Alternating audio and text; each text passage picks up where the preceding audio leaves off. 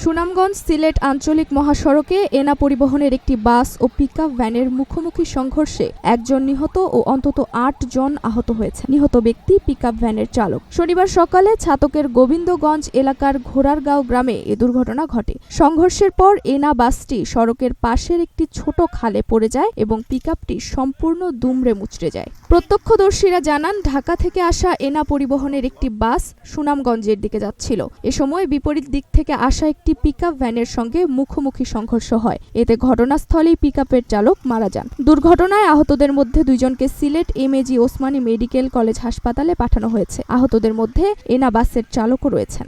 দুর্ঘটনার পর স্থানীয় লোকজন দ্রুত বাসের ভেতরে আটকে পড়া যাত্রীদের উদ্ধার করেন। খবর পেয়ে ফায়ার সার্ভিসের একটি ইউনিট ঘটনাস্থলে পৌঁছে উদ্ধার কার্যক্রমে অংশ নেয়। জয়কলস হাইওয়ে থানার অফিসার ইনচার্জ সুমন কুমার চৌধুরী জানান, সকালে সুনামগঞ্জের ছাতক থানার ঘোড়ারগাঁও এলাকায় পিকআপ ও এনা পরিবহনের একটি বাসের মধ্যে দুর্ঘটনাটি ঘটে। সংঘর্ষে পিকআপ ভ্যানটি দুমড়ে মুচড়ে যায় এবং চালক নিহত হন। এছাড়া পিকআপের সামনের সিটে থাকা অপর এক আরোহী এবং এনা পরিবহনের চালক গুরুতর আহত হয়েছেন।